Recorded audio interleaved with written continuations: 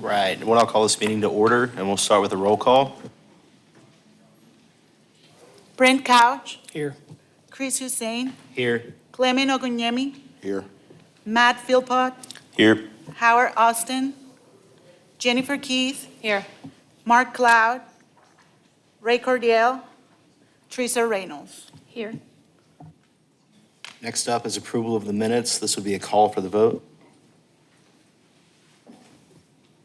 Call for the vote.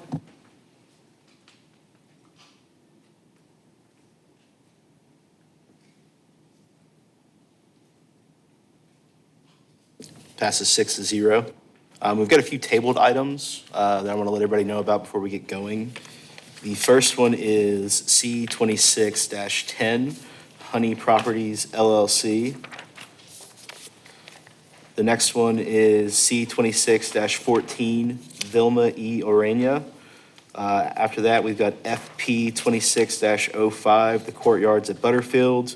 FB 26-10, Wrigley LLC and Campus Edge LLC. FB 2611, Wrigley LLC. B 26-58, Reyna Lopez Bonilla. B 26-24, Cesar Polanco. And that's it.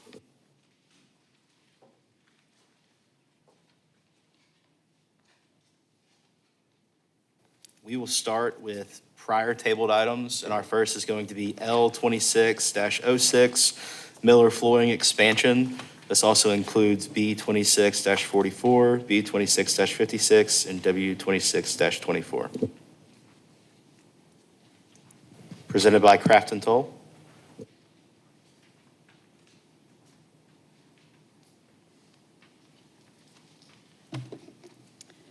Good evening. I am Allie Carr with Craft and Toll, and this is Courtney Austin. We'll go ahead and give an overview, or do you want to go ahead and staff give a report, or how would you like us to proceed? If you want to go ahead and give an overview of the project. Okay, perfect. So overview of the project. This is an expansion for Miller Flooring. They are currently occupying 2 buildings at the corner of 40th and Dixie Industrial. This expansion will be about 13,000 square feet of warehouse expansion.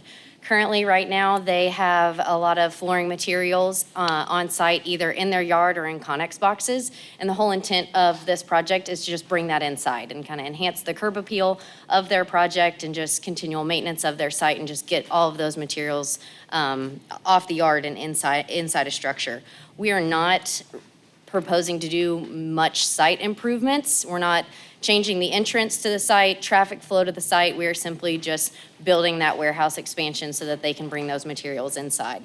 And so you'll see we do have quite a few lists of variances and waivers, and a lot of that is to conform with the existing buildings. And so I can kind of walk down this list for you, and we'll be available for questions at the end, but we'll just kind of give a quick overview, speak on behalf of the architect as well, because some of these are architectural. So some variances, we do have a side and rear setback variance. That is due to the existing building already encroaches in that 20-foot setback on what is the south side of the property. So side from 40th and rear from Dixie Industrial. We're just continuing that wall projection with the expansion, and so we are encroaching in that setback. But again, it's an existing nonconformity that we have that we just want to continue rather than have a funky offset of that wall. We do have multiple buildings in the commercial center. They're on 2 lots right now. We're working on a lot replat, but you'll see that there's quite significant grade change across the property. And so expanding the building so that they could continue working in the current structure that they have, we need a separate building to accomplish that grade change and move between their uses of the warehouse. We will show outdoor, we don't have any dumpsters on site right now, but we're working with staff to identify where any future dumpsters would go. I think you'll see that in our outstanding comments. We still have a few to work with, planning and engineering that we'll work through. A waiver or a variance on the facades and exterior walls. So the code requires facades over 100 feet in length to incorporate wall projections. And so this speaks to, one, the functionality of the site. We're not showing many projections on the north side besides some, I believe they are give me a second, some projection, we're showing minor projections in some awnings. But besides that, we have large trucks that will go on the north side of the site, so we don't want the building to encroach on that existing drive aisle. Again, we're not trying to change any of the site conditions, so don't want to encroach the building in the drive aisle that's already used for function of the existing building. And then again, if we add any projections on the south side, we'd be further encroaching in that setback that I had already mentioned is a non-conforming piece of the site. Some detail features that we're requesting. This building we're proposing is to be engineered architectural siding that would be framed. Anything beyond that would be beyond the building's frame and would further impose into, again, the said drive aisle or the rear setback. And so the existing sites that you'll see all around are designed similarly to what we're presenting, so it's kind of conforming with the rest of the industrial sites, commercial sites around them. Again, the variances in roofs, also the code requires a change in height along every 100 linear feet in building length. And so what we're proposing here is the function of this warehouse, you need a minimum height for the owner to operate efficiently. And so we're proposing the building operate at that minimum height rather than change the height of the building with the existing grade on the site. You already have different roof planes from the existing building down to our proposed building to even their office building. They're all at different heights, so you already kind of see that different projection across the site as you work east to west. And so we're asking for a variance from that requirement that the roof planes and wall planes already break up the scale of the site. Then last on the architectural variance would be our materials and colors. And so we are asking for a variance that we would like to do pre-engineered metal building. Again, as the function of this site, this is going to be warehouse. It's consistent with the other developments, consistent with the additional building that is already on site. We are proposing to add some additional facades to the existing building that fronts 40th, but this building is tucked back 140 feet off of Dixieland Industrial with plenty of screening, landscaping. I don't know if you have our landscaping plan that you can pull up there as well, but we have lots of plantings that we're going to add that'll add that buffer between what you can see from this building. You really can't see this building from 40th, but we're looking to potentially add and beautify the front of the existing building in lieu of that predominant exterior building material. And I'll have Courtney go over some of our site-specific variances as well. Yeah, I'll start with some of the landscape variances. That's kind of the street frontage landscaping on both 40th and Dixieland Industrial. As you can see, we are providing screening just a little bit further back from those utilities. And again, we're not really touching the street frontage. We're not adding or changing any of the entrances there. We also asked for a variance on the landscape for the facade of the building. We're not really putting any landscaping just to match with that existing building and tie straight into the existing drive aisle there. And then Ally already touched on that rear setback. That is heavily screened and it is in line with the building. And then we are asking for a couple of waivers, mainly for all of the nonconformities to remain on site. Mr. Miller has been an employee. He's owned this business in Springdale for several years. He really wants to kind of clean up that site. And we're just asking that with that cleanup, he's not needing to conform to today's standards. He did improve the trail with the last large scale he pulled on this project. The street section has just changed since then. So there are trails on both 40th and Dixieland Industrial. Any staff comments?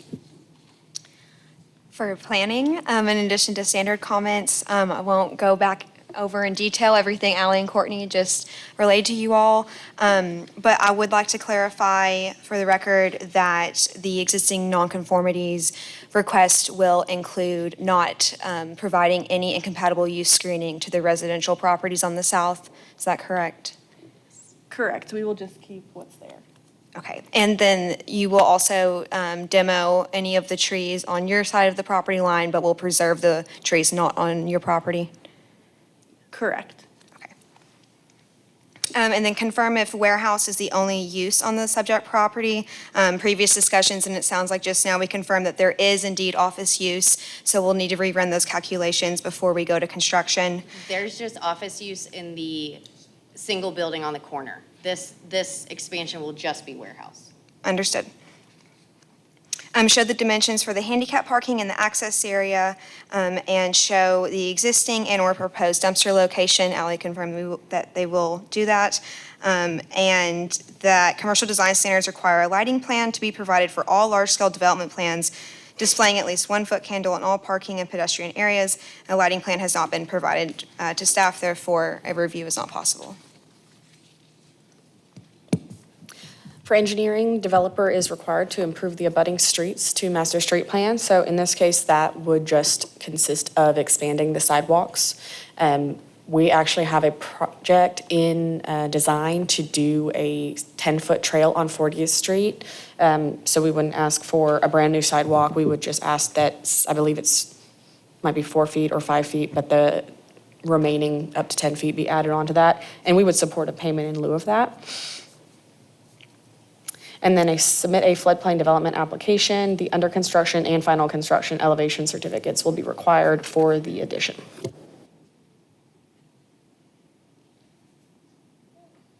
Any comments from the public? Commissioners? How wide are the sidewalks already 6 feet? I want to say they're both at 4 or 5. Do you guys I know? believe they're at 5. Both at 5. Okay. Yes, they were improved and added with the commercial building that they added on the corner a few years back. Okay, and would you all be okay with the payment in lieu, or? I'm looking to our owner. In lieu of, I'm going to explain it over the mic to him. So in lieu of building the sidewalk, we could pay for the additional 4 feet. Is that That's correct. Yes, we would be open to that. These sidewalks were just constructed, so we hate to pull them out and then redo 10 at his expense, so. And really, our some project help. is trying to work with an existing right-of-way and with existing sidewalks that are still in good shape. So when we come through, that's what we're planning to do, is just add on to get to that full 10 feet so we can continue that trail. I think we decided the name of it is going to be the Peaceful Valley Trail. That was only going to be my thoughts too, considering all these waivers, to at least think through the screening to the neighborhoods behind and street improvements. Yes, so there's existing trees. There's a pretty sufficient tree line with a fence on that south side, and we would only demo I know we had spoke about the demo of the trees, that we would only demo the trees that were necessary for the building construction, but leaving those alongside the pretty mature growth that you see right on the property line. But we can- Is there water or flooding or drainage or anything on that south side that makes the fencing, the screening difficult? There is a drainage easement and a large culvert like on our southwest very most corner. But the site does generally drain from east to west, and so we would want to make sure that we don't hinder any of that drainage, but the true channel doesn't start as a concrete channel that you can probably see in an aerial, but it's in our very southwest corner. Only comments, whatever sufficient looks like from a city perspective for that neighborhood would be what I would want. Okay. I think staff, if possible, would encourage some sort of screening, just with the residential neighborhood to the south. I know it might be difficult with the drainage. Katie's team may have to give input around the drainage easement. But we know that this is a unique piece of property, and it's had some complex challenges. And usually an expansion like this triggers the entire site to come into conformity, and so they've been working pretty diligently with us. Might be able to do is, whenever we're getting ready to go to construction, we might be able to come out and visit the site and look at what trees we think are going to get taken down and see if there's any gaps we may want to fill in there. Yes, I think we can do that. That'd be great. Anything else from the commission? I was just going to say, along those same lines, just want to encourage that any roof runoff or any of that stuff on that backside is not going to adversely impact any of those homes on that end, so. Yes, ma'am. We'll make sure that we take a look at that with Katie's team as we final up the plans. Any comments from anybody else? Okay, we're going to start with B26-44, the variances A through H. That would be a call for the vote. Call for the vote.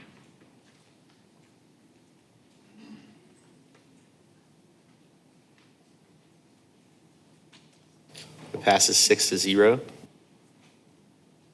Next will be B 26-56, the variance for existing nonconformities. It's another call for the vote.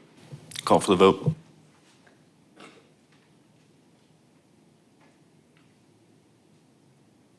Also passes 6-0. Up next is the waiver of street improvements. This is a motion to forward to council with a recommendation of denial or approval of. And just to clarify, we do have those two streets there, so engineering would support a waiver of the sidewalk expansion on Dixie Industrial and a fee in lieu on 40th, if that wasn't clear. Motion to forward to council to approve the waiver on Dixie Industrial and the fee in lieu for 40th.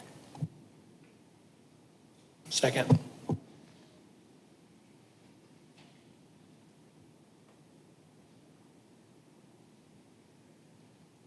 Passes 6-0.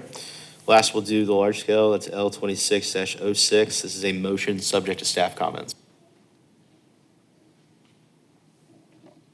Motion subject to staff comment. Second.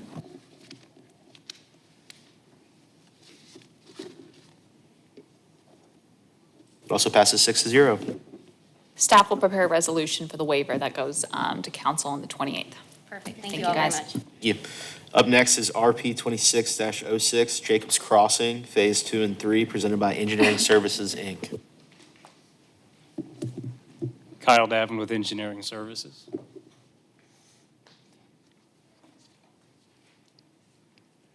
So we're proposing to take these 5 platted lots and turn it into 4. We're also working on getting utility providers to work with us to vacate the easement that was currently along the rear lot line of the 3 lots to the west.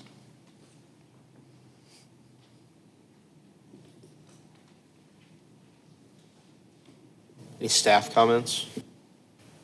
So in addition to standard comments, we would like to confirm that the file protective covenants will not impact this replat.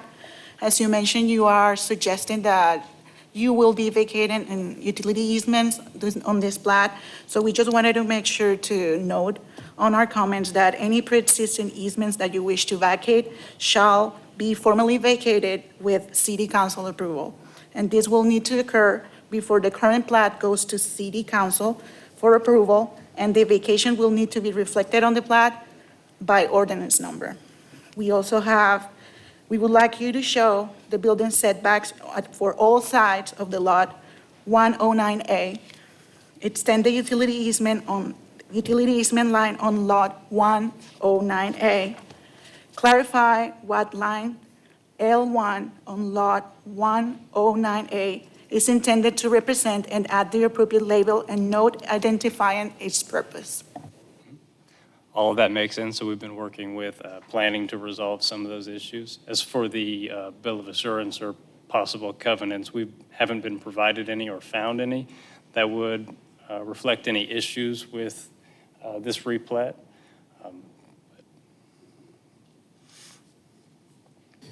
Any comment from the public? Engineering? No comments from engineering. Commission? If there are no comments, this is a motion subject to staff comments. Motion subject to staff comments. Second.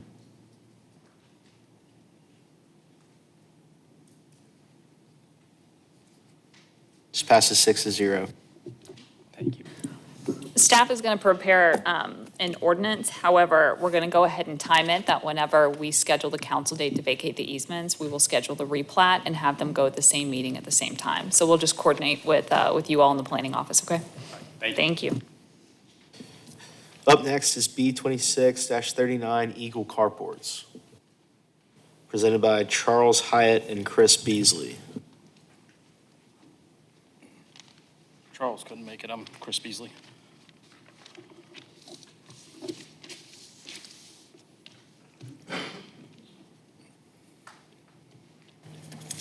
tell us about the variance you're requesting. So what we are looking to do is change the original landscaping design to just the front of the property and not both sides and the rear of the property. Why? The original soil analysis showed some issues with that and planting those trees along with the sod that's planted in the retention pond.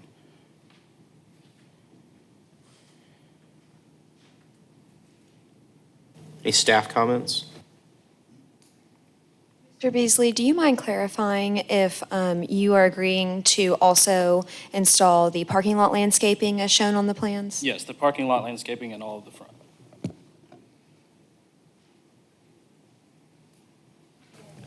Have you guys looked into potentially planting native species that may be more fit to thrive in the soils here? Yes, that's what we're trying to do. Okay, so you are willing to plant the perimeter landscaping trees, but you wish to substitute them? Yes, I think that would probably be the best thing to do, but we are hoping to come across with just the front of the property. Understood.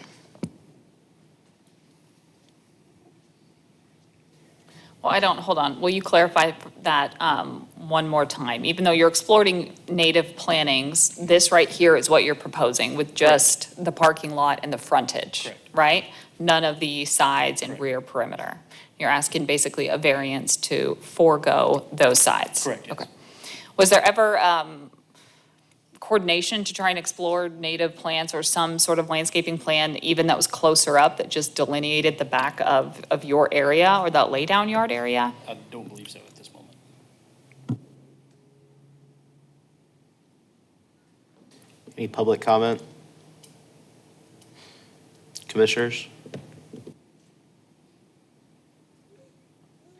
So you said you're exploring doing native trees? We would be willing to explore doing native trees, yes. Okay. I'll just say, I guess from my perspective, I'd like to see it. And I'm going to vote no on the proposal, more likely than not, as is. If you want to vote tonight, we can do that. If you want to change it to have it be the native trees with the requirement, we're happy to do that as well, I think. That's just up to you.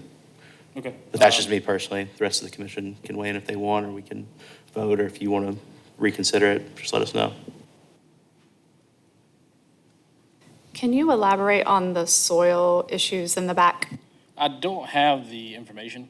I just know that there was some issues with the soil that when they were doing the parking lot, and that some of the soil had to be removed and replaced. Thank you.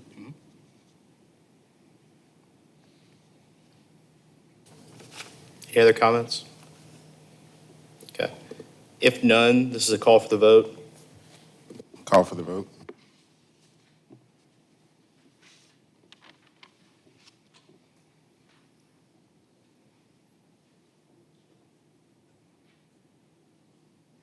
Fails 5-1. So you have the right to appeal the planning commission's decision to city council. You have to file your appeal in writing to the city clerk's office within 15 days of the planning commission's meeting. And you need to identify what you think the error of the planning commission's decision was. And there is a requirement to re-notify the adjacent property owners. And if you want to contact the planning office, we're happy to talk in detail to you or other staff tomorrow. Okay, Okay? thank you. If you are agreeable to essentially just swap out, do substitutions for native trees, there's no need to go back before a body. We can do that administratively. Up next is B 26-40, Victor Hugo Caldera, presented by Victor Caldera.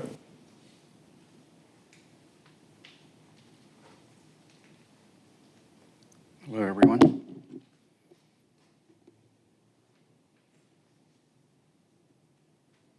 So I come before you to, Sir, could you tell us your name, please?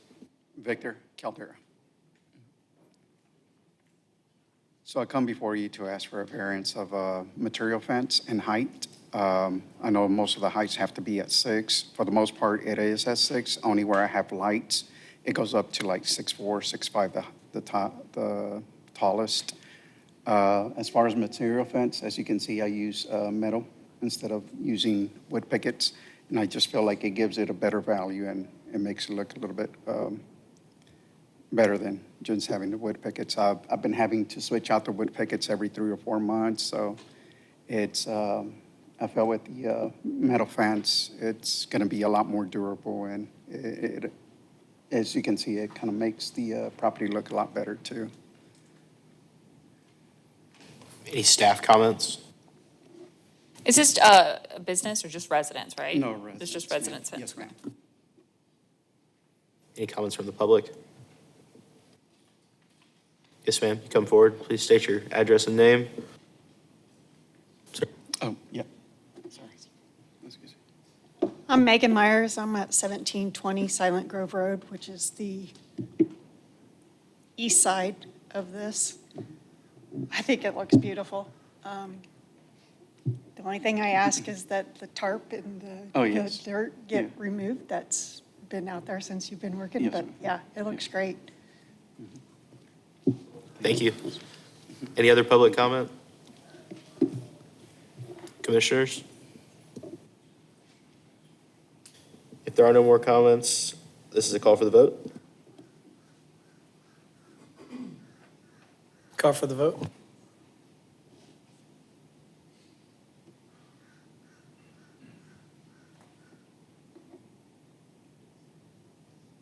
This passes 5-1.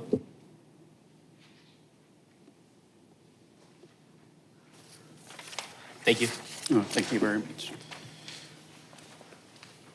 Up next is R26-28 DJ Custom Homes, Inc., presented by Daniel Jimenez.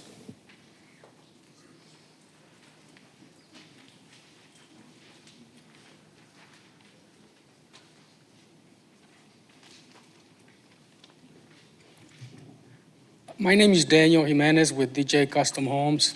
What I have here is just an infill lot in Springdale, 804 Virginia Street, currently zoned multifamily 12, which requires 10,000, roughly 500 square feet of minimum lot size for a duplex building. And I'm just proposing to rezone it to MF 16, which requires, I believe, a 9,000 square feet minimum lot size to be able to build a duplex on it. Any staff comments? The rezoning request is in keeping with the following goals and policies of the Comprehensive Land Use Plan and is recommended for approval. Provides more compact residential development, promotes more efficient use of land and utilities, and the development of less expensive housing on smaller lots. Encourage the development of a variety of housing types appropriate to the size and income of all households living and working in Springdale. Any comments from the public? Commission? There are none. This is a call for the vote. Call for the vote.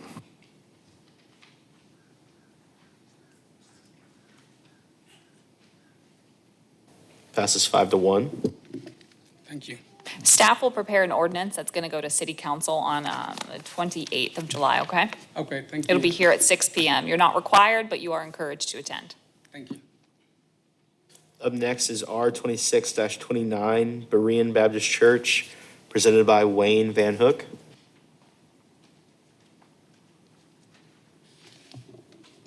We are asking for the rezoning of this property had a split zone on it. So we're bringing it into from the part that's C1 into C2. So it'll all be C2. And we're going to ask for a usage 42, which is a church or a synagogue. It's a church that has been existing on the property for 5 years, but we're correcting the zoning where everything matches. We have, the property has been examined by the fire department. We got a clear bill of health on it yesterday. Everything's been done. And the usage won't change. No neighbors disagreed. In fact, we got a letter from one of the neighbors recommending.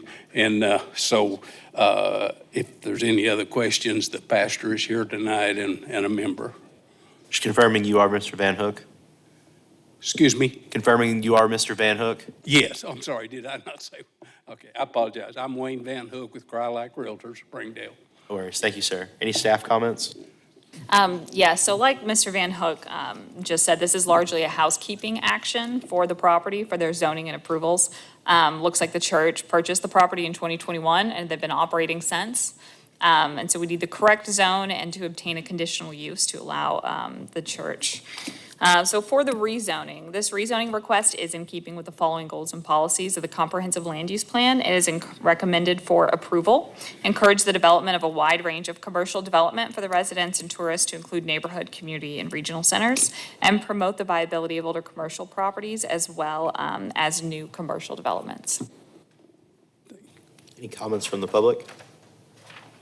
I have one comment as well. Yep. Just wanted to note to owner, whoever is here tonight, that this property does lie in the floodway, and so any changes that the owner would like to make to the building or to the site require a floodplain development permit, and there are some heavy restrictions. As long as you keep the building as is, no problem though. And the fire department just finished yesterday with everything, with their inspection. Any other comments, commissioners? Just curious, this building would be otherwise a commercial building in any other use, and so that's why it makes more sense to keep it as a C2 with conditional use instead of doing like a P1 type thing. Correct. I believe they indicated on the application that the church wanted to keep it C2 for potential future options if they weren't going to keep it long-term as a church location. And they need the C2, and a C1, there's not the option for a church as a conditional use. Is that correct, the reasoning? Yes, we need the C2 to the use unit 42 variance or allowance is in C2. So we needed to be C2 to be allowed to have a church or synagogue. I think she wanted to confirm why you weren't seeking a P1. In institutional zoning, that would make a church by right, that you were doing the commercial instead. Was that just to keep future options open? I believe that's what the application indicated. P1 doesn't require a variance. Right. The church, this small church could outgrow that, and so might have another use, for it. So we prefer C2. Any other comments? If none, we'll start with the rezone. That's a call for the vote. Call for the vote.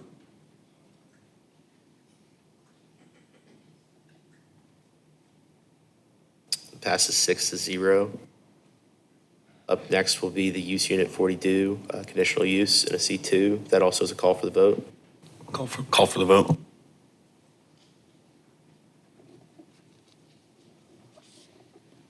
Also passes 6-0. All right. Staff will prepare an ordinance for the rezoning and a resolution for the conditional use, and they're going to be set for city council on the 28th of this month here at 6 p.m. Not required, but encouraged to attend. We'll be Okay? there. Thank you. Thank you. Up next is R26-30, Harold and Dorothy Schwartz Living Revocable Trust, presented by Harold Schwartz. My name is Harold Schwartz. I'm petitioning what we've got is a remainder of a larger commercial property that the larger property was zoned C6, and this remnant is not very big, and C6 does not leave much options for development, so requesting C2. Any staff comments? The rezoning request is in keeping with the following goals and policies of the comprehensive land use plan and is recommended for approval. Improve the city's economic base and tax structure through the promotion of healthy, stable commercial concentrations. Assure adequate land allocation for commercial areas of sufficient size and in proper locations. And encourage the development of a wide range of commercial development for residents and tourists to include neighborhood, community, and regional centers. And this remnant, since it was a part of the Don Tyson Parkway development in the early 2000s, C2 is a downgrade, and it's a small piece. It could potentially still be developed, but it will have its challenges. Any comments from the public? Yes, ma'am, please come forward, state your name and address.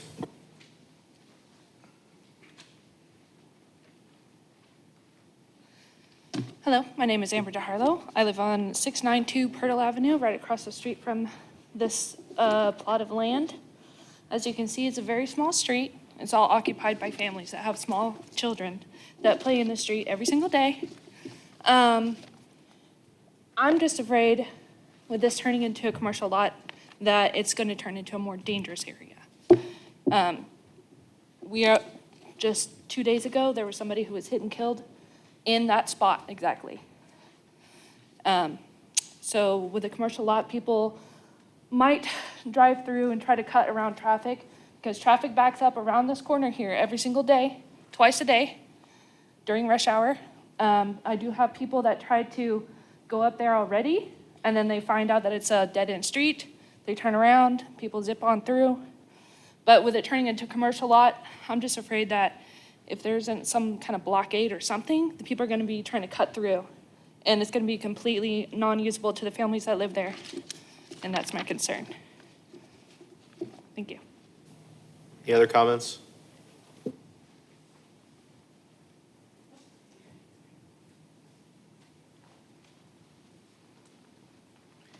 Hi, my name's Shanna. I also live on Purtle Avenue. I agree with what she said. It's a very small street. There are lots of families who live there, so I share the same fears that putting a commercial lot there would make it a little bit more dangerous. Also, like she said, during school season with traffic in the early in the morning or 5 o'clock traffic, it gets so blocked up back there. So I share the same concerns that people would end up just using our street as like a cut through. And again, I just feel like it would make it a little bit more dangerous for all the families who live there and have their kids playing in that area. Thank you. Do you want to specify what's already zoned there and kind of what it's moving to, for information? So right now, currently, it's zone C6, so it is already a commercial lot. So even as today, if he were just to come in and meet the basic minimum requirements, they'd be able to sell vehicles, have a parking lot, automotive services, they could have an oil change, detail place. So today, by right, they could do commercial development, and a downgrade to C2 just opens it up to a more broad category of the different commercial uses and options that could come there. But if this site was to be developed, they would still have to go through the development plan and all the development requirements of the city. So there would be thorough vetting and neighbors would be notified. And this would be part of the public process if it was to be developed. That's something I would just, to clarify for the citizens, that when this goes to be developed again in the future, you will have a chance to come and speak about the safety, because I would agree that it's not a very safe area. So I would encourage you to come back again when this goes to be developed someday. Any other comments? If none, this is a call for the vote. Call for the vote.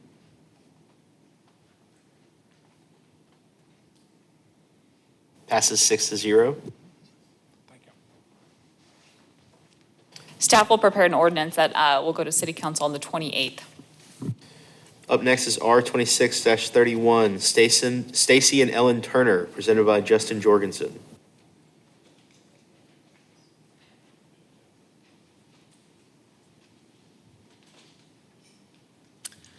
Good evening, Justin Jorgensen.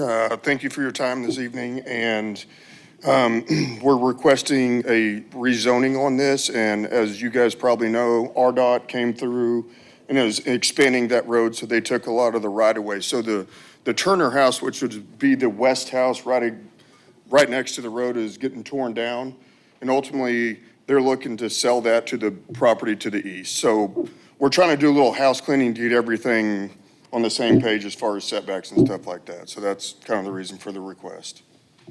And I've worked with staff, and they've been very helpful as always on kind of getting all this worked out. So thank you.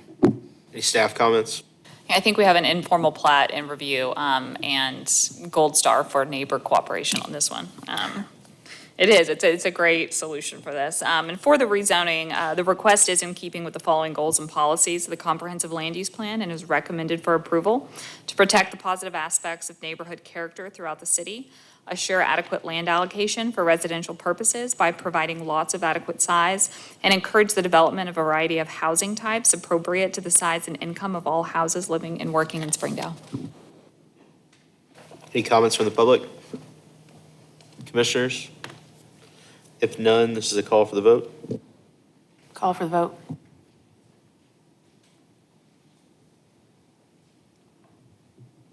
Passes 6-0. All right, staff will prepare ordinance that goes on the 28th. Thank you very Sarah. much. Up next, R26-32, Accelerate Housing LLC, presented by Ryan King, ISG Inc.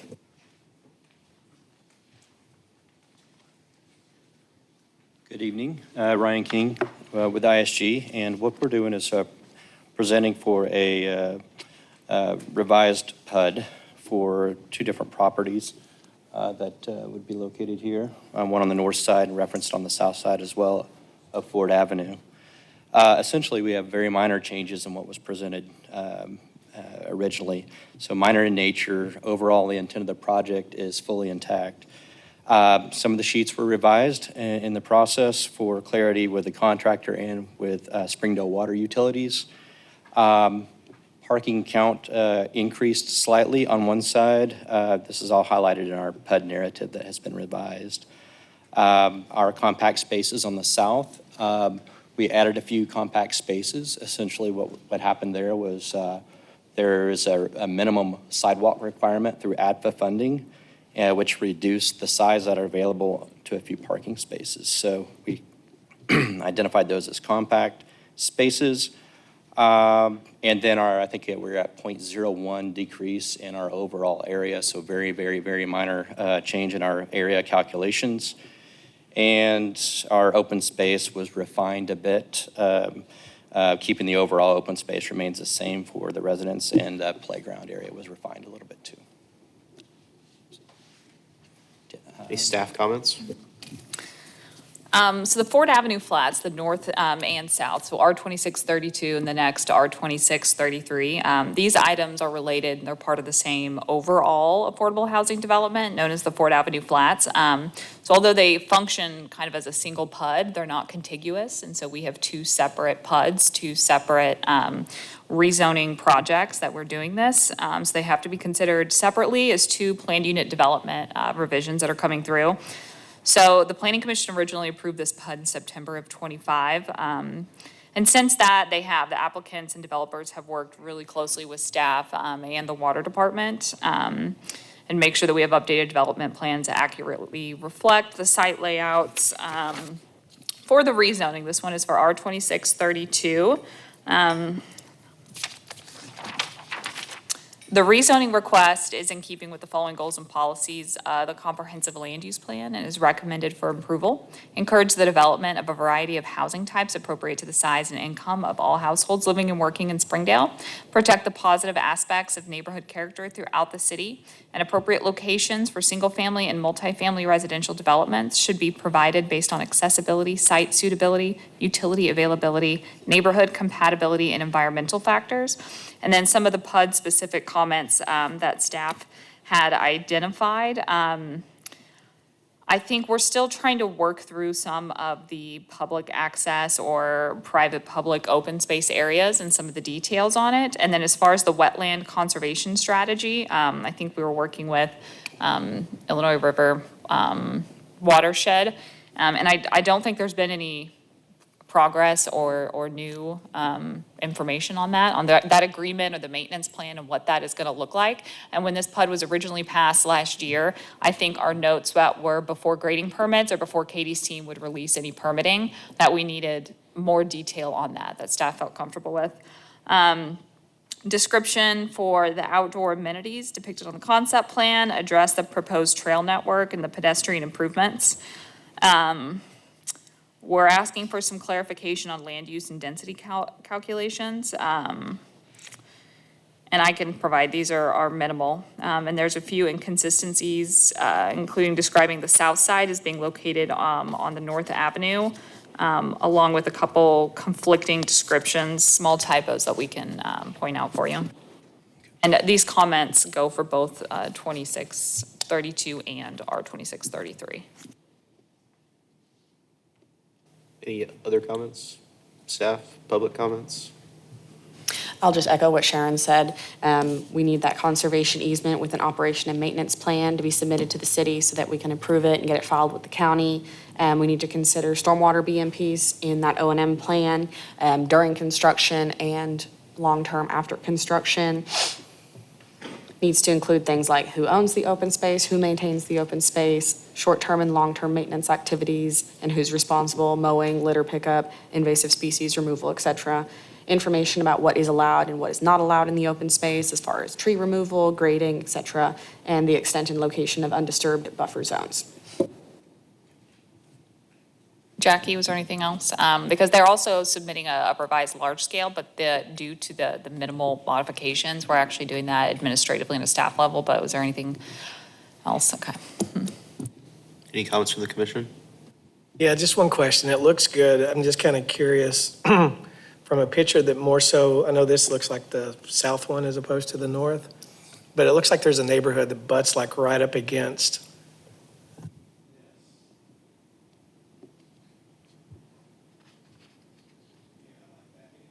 The one on the south side butts up against the commons to the east. That?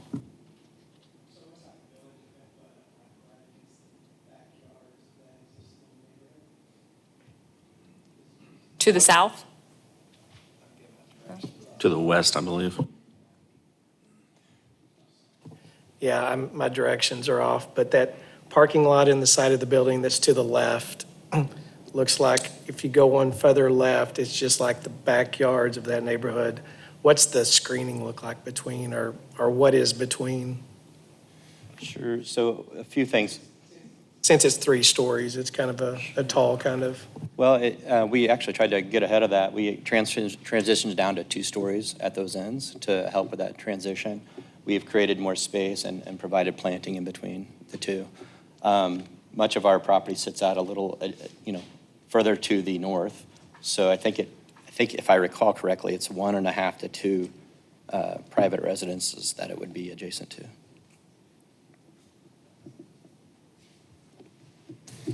Any other comments, questions? If none, this is a call for the vote on R 26-32. Call for the vote.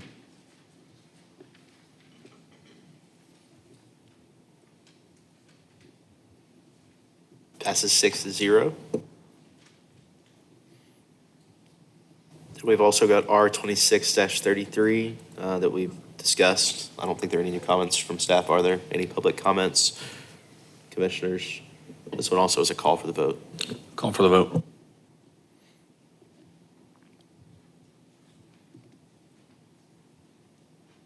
Passes 6-0 as well. Staff will prepare 2 separate ordinances. They'll both go to city council on the 28th. Not required, but encouraged, recommended to come. Thank you. Thank you all. Up next, C 26-11 and B 26-59, Taqueria Manzanillo Mexican Food LLC, presented by Everardo Moran.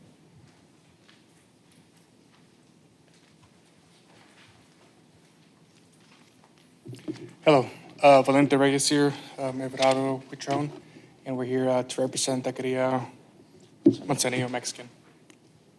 Could you repeat your names again, please? My name is Valente Reyes, and this is Everardo Patron. So tell us what you're here for, please. It's a food truck that's going to be located on 1321 West Sunset Avenue with the variety of Mexican cuisine. Any staff comments? So right now, the site, it has a commercial building and it's home. Is it home to 2 businesses, Smooth Solutions and Signs for Less? That's correct. It appears to have sufficient parking spaces for the commercial uses, including the 3 designated spots, space for potential picnic tables in the food truck. However, the site requires restriping.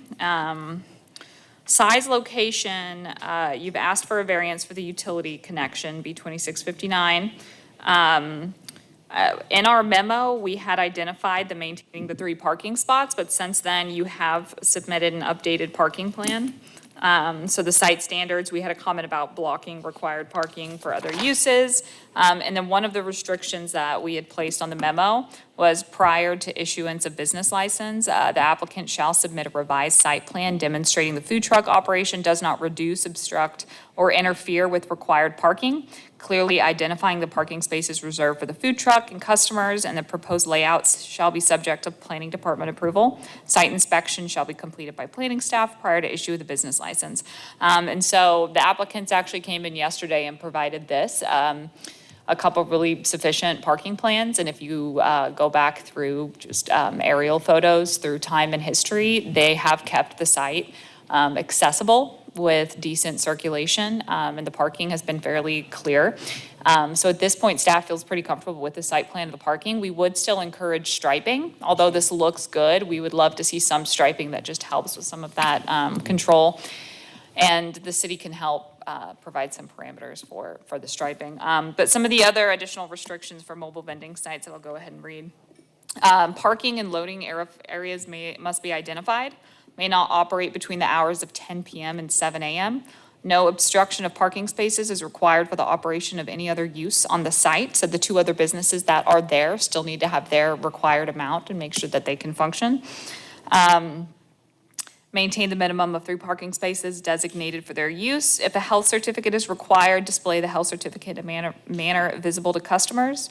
No obstruction of pedestrian or motor vehicle traffic flow. No obstruction of traffic signals or regulatory signs. No vending upon a public way.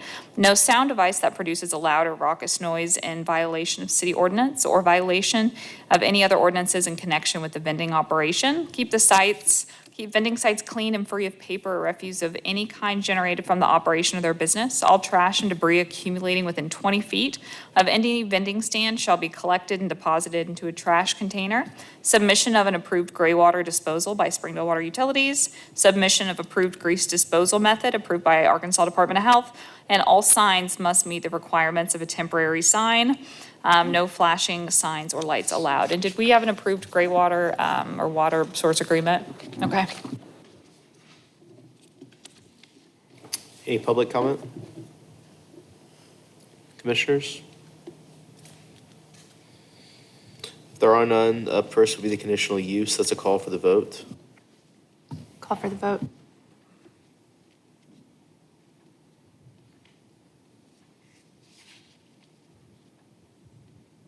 Passes 6-0. And then the variance from the utility requirement is also a call for the vote. Call for the vote.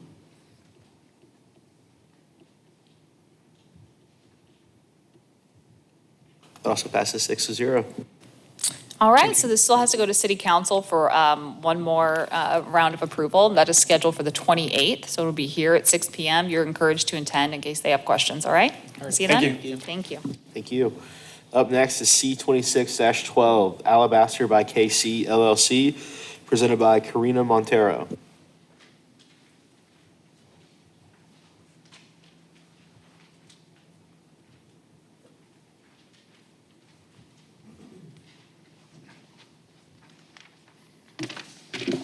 Good afternoon, everyone. Good evening, actually. My name is Sergio Garcia, and I'm the owner of KC, Alabaster by KC. This is my wife, Karina Montero, the administrator, CEO, and whatever, everything, just everything, pretty much, for me. And we're here today requesting a, let's see here, requesting approval for conditional use permit to operate a small home-based business that is focused on essential oils, skincare, and wellness products. Our goal is to provide quality products that promote relaxation, self-care, and overall well-being. And this is a small business. Will have very small impact, or little impact on the neighborhood, because our work's pretty much doing online. We just started this business, and that includes marketing, customer service, and all that. So we do not expect to have any customer traffic, excessive deliveries, noise, or any activities that will disturb our neighbors. We're here because we deeply care about being a good neighbor and following all the city regulations. So We're committed to operating this business responsible and respectfully while maintaining the residential character of our home. So any questions, questions that you may have for us, thank you for your time and consideration. Thank you. Any staff comments? And just to confirm, these products are going to be sold exclusively online? Yes, Right. Through my social media. Okay, so low-impact resident-based activity. And based on the square footage of the home, there is a 30% maximum that a home occupation can use of their heated and cooled space. And what they have calculated and presented is less than 2% of that 30% max. And a single-family dwelling, single-family low-density subdivision surrounded by other single-family homes. The development standards were acceptable, and staff finds that the request was consistent with the requirements of Use Unit 28 home occupation. The proposed use is conducted entirely within the residence, remains secondary to the primary residential use, and is not expected to generate significant traffic or impacts to the surrounding neighborhood. And so the following conditions for a home occupation that shall be permitted only if it complies with all of the following. So these are the conditions that would be listed on the resolution if approved. No alteration to the outside appearance of the residential structure or provision of a separate outside entrance for the business areas of the residential structure. No outside storage of materials required for the operation of the business. Operated only by the resident members of the households and shall not have any employees, concessionaries, any other form of operator or helper, whether such business is conducted on the premises or off the premises. Requires the use of an area no greater than 30% of the total heated living space of the residential structure, generates no traffic, parking, sewage, water use in excess of what is normal in a residential neighborhood, will not produce any fumes, odors, noise, any other offensive effects that are not normal to residential activity, will not involve accessory buildings. Stock and trade shall not exceed 10% of the floor area of the accessory use, will not require the construction of a duplicate kitchen or the addition to the existing kitchen, will not require or cause the consumption on the premise of any food product produced thereon, and will not provide medical treatment, therapeutic massage, or similar activities. Any comments from the public? Commissioners? If there are none, this is a call for the vote. Call for the vote.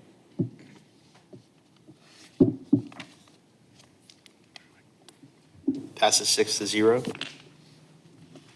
All right, so staff is going to prepare a resolution that's going to go to City Council on Tuesday, the 28th, here at 6 p.m., okay? You're encouraged to attend. Thank you. Up next is RP 26-07 Conestoga Park, presented by Stone Boshiers.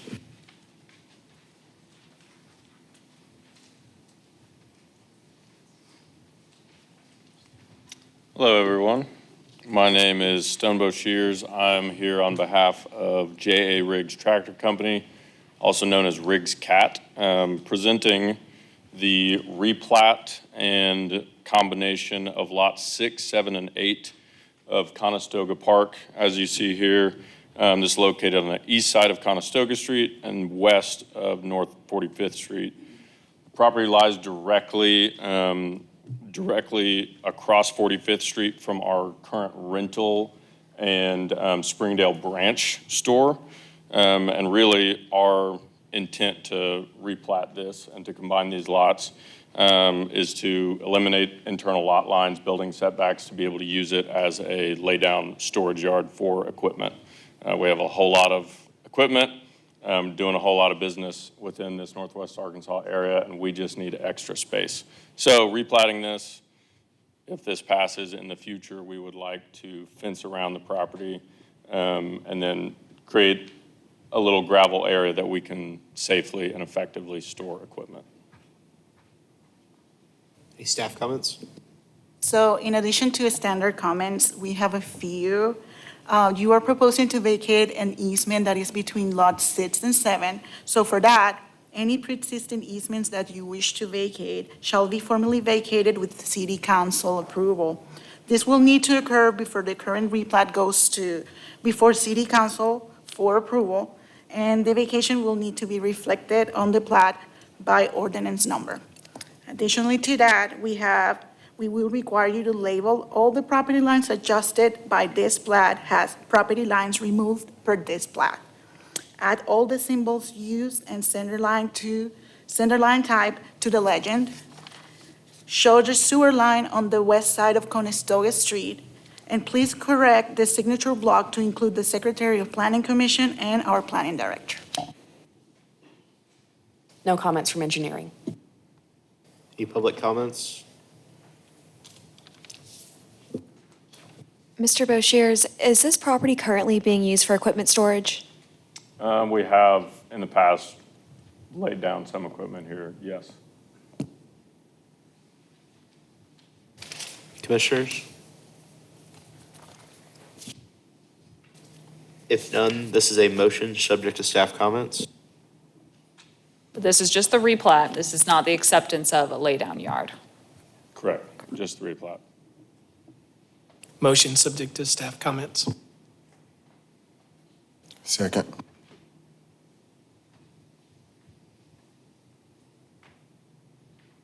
Passes 6-0.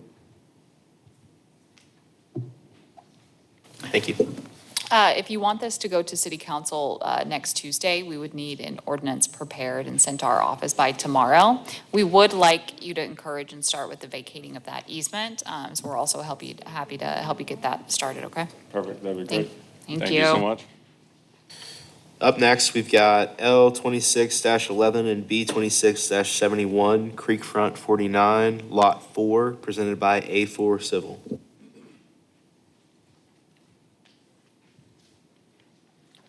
Hello, I'm Noah Giels with A4 Civil. We're working on, or we're proposing 2 commercial buildings. We're also requesting a variance for the screening, so we can do a chain link fence with razor wire and screening slats. This will be similar to the Lot 2 commercial development that has already been approved. That variance, very similar. It is pretty much the same thing as what was done in Lot 2 to the southeast, so. Any questions? Any staff comments?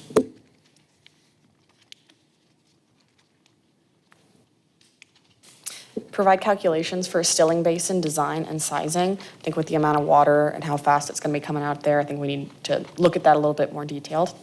Show a 20-foot drainage easement on Stormline A that receives off-site runoff. Submit structural plans for the retaining wall. Submit junction box design, as indicated that it would be precast from Scurlock. Move frontage trees out of the right-of-way, and then some of those trees look like they were grouped really close together. Might need to be spread apart so they can grow properly.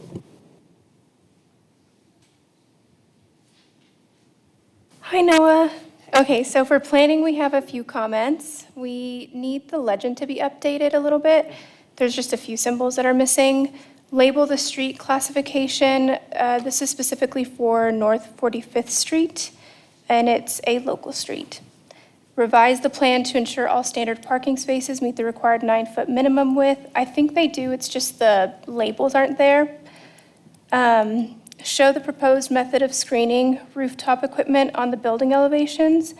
And a note has been added to the landscaping plan indicating that the irrigation system will be provided, but we'll just need something showing the plan when that's ready.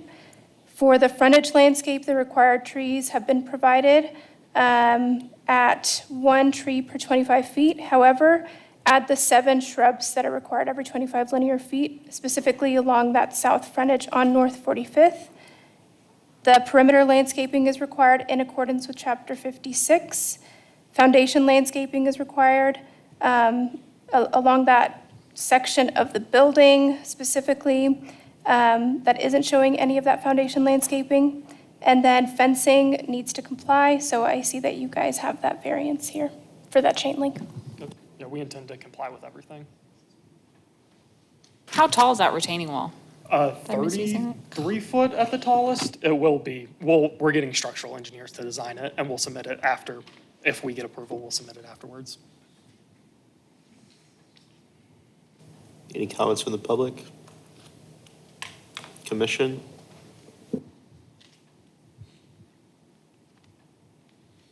There are none. We'd start with the variance. It's a call for the vote. Call for the vote.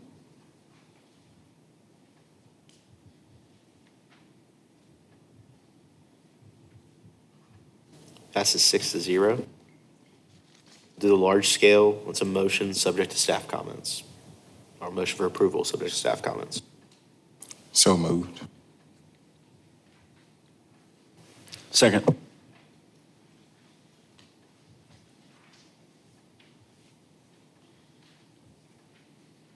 Also passes 6-0. Thank y'all. Next up is B 26-62, Get Graphic Expansion, presented by Bates and Associates.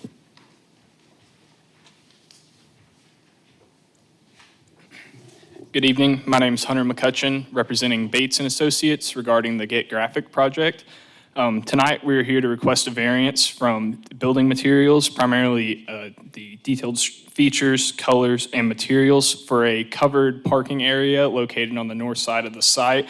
This parking area is going to be primarily a metal structure, and it is located behind the primary structure, and it has a privacy fence that surrounds it. We will also be requesting a variance for landscape screening on the north side of the site for the outdoor storage area. And lastly, we're requesting a variance from opaque screening, which is required to be 8 foot tall, and we are requesting to utilize the existing fence that is wooden and 6 feet tall. Any staff comments? Either Katie or somebody, but Yeah, I've let's got a do little a background quick, on this one. please.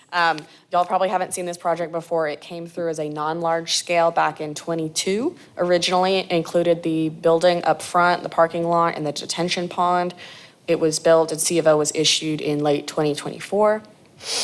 In March 2026, we issued a floodplain violation for unpermitted work in the floodplain, including a storage building, pavement, and vehicle material storage located partially in the floodway. And some unpermitted building addition was also observed at the time of inspection. So to come into compliance, they needed to submit a revised non-large scale development and a floodplain development permit application. The storage building does not meet commercial design standards, so that's why they're asking for these variances. It is existing on the site, and they're looking to move it out of the floodway. Let's see, my comments on the project, even though you're not going to vote on the non-large scale, I still wanted to read these. Pavement needs to be removed from the floodway. No storage is permitted in the floodway. Submit a floodplain development permit application detailing the proposed work and uses in the floodplain. And need to verify the location of utility easements on the property. It's unclear whether the storage building and pavement are within an existing utility easement. Would also like to clarify for the planning department if the elevation-related variance requests are for the carports only, or if they are for any other proposed structures within this development.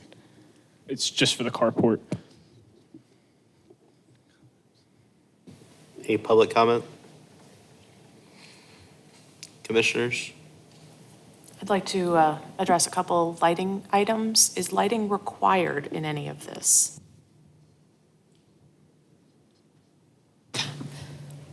There are going to be employees parking in this area, then yes, we expect there to be a minimum of a foot candle in all parking and pedestrian areas. If this is for storage only and not for parking for your employees, then we highly encourage lighting of your storage areas for SEPTED reasons, but we will not require it.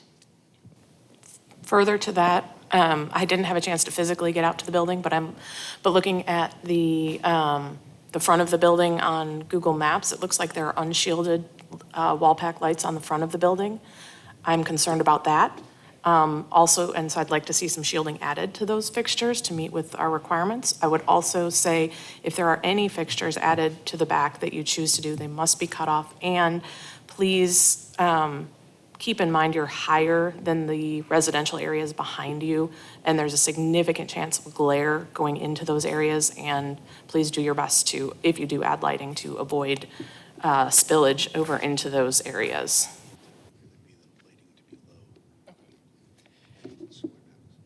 Yeah, we would put the lighting low, and we would utilize wall packs on those with full cutoff shields to meet commercial design standards.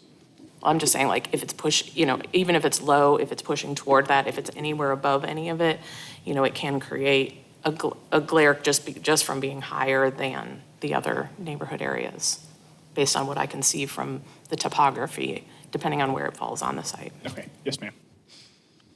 So is everything that's behind the existing kind of building, is it fenced in, you said, or is there just like one flat fence in one part? There's a fence. I'm Aaron Black with Get Graphic. There's a fence that we put in on the east side all the way down, and then there was an existing fence at the bottom that was damaged during the sewer expansion that was replaced. Does it go all the way back to the left, back to the building, or just does it stop kind of behind that shed? It comes down on the right-hand side all the way down, and then back across to the left topmost edge, but does not come back up the other property line. Do we have a picture there at non-large scale where it kind of shows the proposed placement? Kinda. So this was a rut row we built in the floodplain with no permits. So this non-large scale is trying to remedy that with the city. Yes, correct. And so we're voting on the variance of the commercial design standards on something that was built without permit, correct? Correct. So they're proposing to move it, right? To move the actual building? Yes. Yes, ma'am, we're proposing to move that out of the floodway and floodplain. Correct. So seeking variances for what is a new development plan. So even if the fence is allowed to stay the 6-foot fence to do the screening, is there not part of the property that should be screened that's not screened to the left? Is that fair to say? Potentially, it depends what's next to it. If they have storage or it's an incompatible use, they'd be required to. To the left is, Well, I know it's undeveloped currently, but there's streets that are like cul-de-sacs that could come on down. So if development goes behind there, is there adequate screening around your whole property to kind of block residential? I believe what's to my left is commercial, everything else is floodway, and then across is Pasofino Loop. And then I think maybe one house to the west of Pasofino can see the property from the back, but I don't think there's anything there that's developable that isn't currently occupied.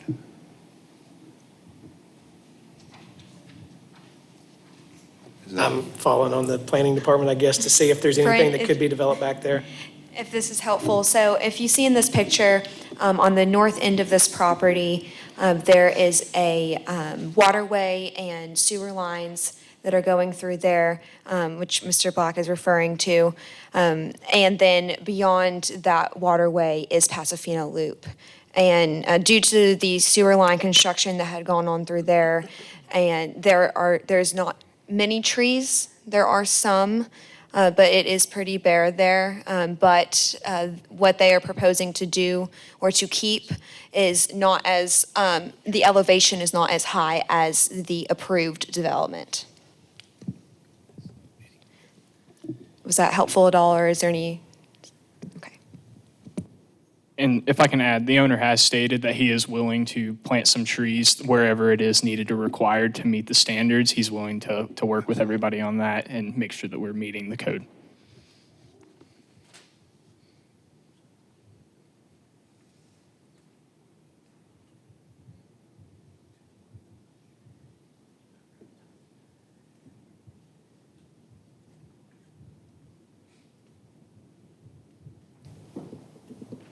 It's a call for the vote on the variances if we're going to take them all together. Call for the vote.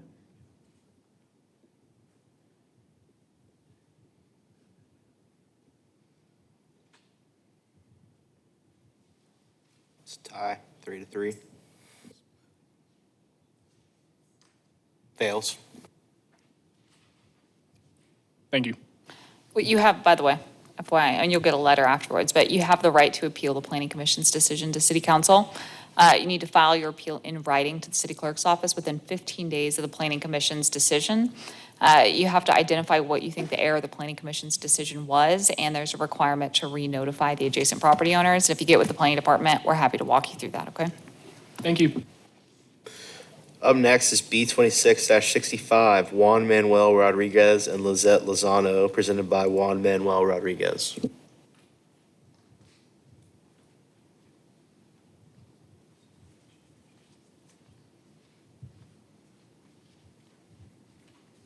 Hola, yo soy Juan Rodríguez y ella va a ser mi intérprete.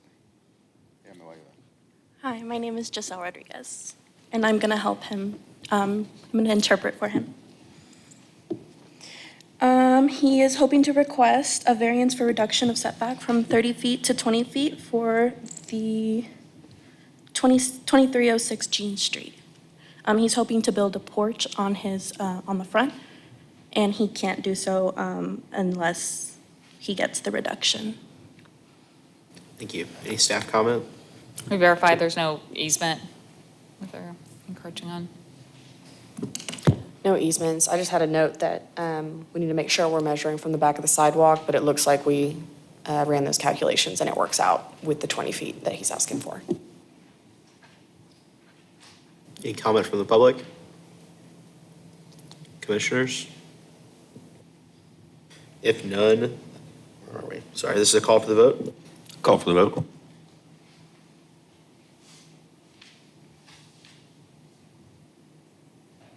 Passes 5-1. Thank you. Thank you. Thank you. Up next, V 26-66, Mabry Cruce, presented by Mabry Cruce.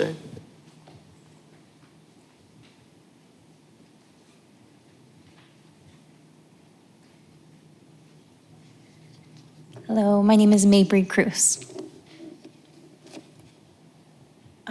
So I'm just requesting a variance in height for my fence. It's a corner lot, and so anywhere I want to build it can only be 3 feet. And I have a dog that is almost that tall, so it's just not very safe. And so for my safety and then also the public safety, I'm just requesting the fence height increase. So are you ideally seeking it where the yellow highlighted line is, around the perimeter of your property? So since it is a corner lot, I don't know if I necessarily would do the entire thing, but I'm not sure, at this point, I just wanted whatever would be approved in order to provide my dog with a safe area.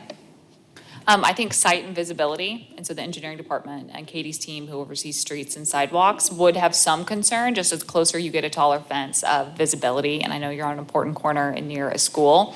So the closer that you move the fence towards the house is better for sight visibility, or a different material, wrought iron or something that was visible.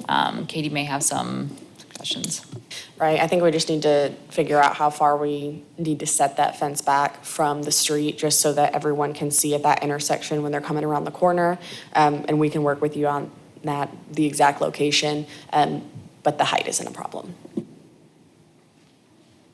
Okay, thank you. Any public comment? Commissioners?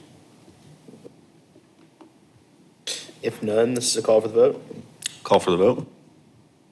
I just want to be clear that it would be an acceptable, what we are voting, what the planning commission is voting on, is the fence height, but an acceptable, something that is worked out and approved by planning and engineering department. Correct, yeah, if you just want to reach out after tonight, and we can kind of go out there and figure out where we need to move that fence so that everybody can see, and you can back out of the driveway safely and all of that.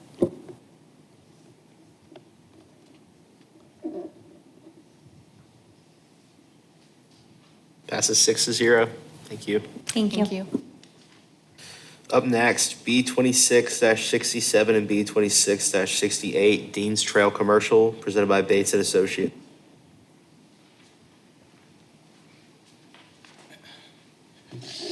Good evening. My name is Hunter McCutcheon, representing Bates and Associates regarding the Dean's Trail Commercial Center.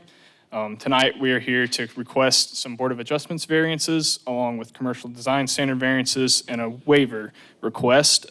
These are in regards to pedestrian flow for a sidewalk connection that would connect to Highway 412. We have currently paid, or we're paying a fee in lieu for the sidewalk that fronts Highway 412, and currently are not providing the connection from that sidewalk to the customer entrance of the building.